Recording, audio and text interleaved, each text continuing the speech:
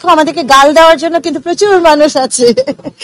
একটু একটু একটু আমাদের প্রশংসা করে দিও।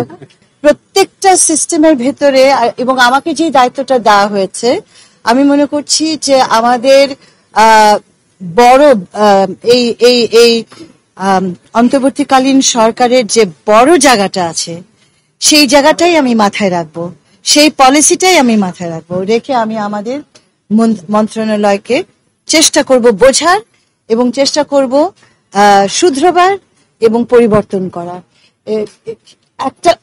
একটা হচ্ছে অস্বচ্ছতা যেখানে আছে সেটা আমরা দূর করব, স্টেক হোল্ডারদেরকে আমরা অংশীদার করব যাতে করে এই স্বচ্ছতাটা তৈরি হয়, এবং অ্যাকাউন্টেবিলিটিটা আমরা নিশ্চিত করব।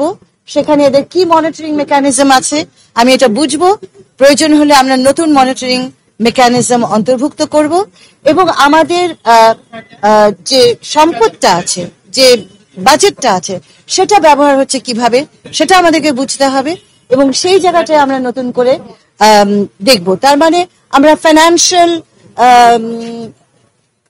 ফাইন্যান্সিয়াল ইন্টিগ্রিটিটা দেখব, আমরা দুর্নীতির যে জায়গাটা, ব্যক্তি পর্যায়ে স্টাফদের ইন্টিগ্রিটি, সেটা আমরা নিশ্চয়ই দেখব।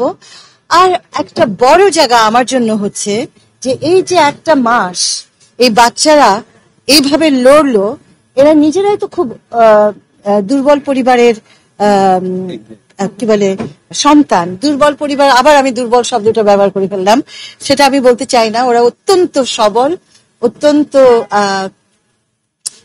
ওরা আমাদের বীর সন্তান, ওদের মতো সাহসী আর কেউ নেই এই দেশে।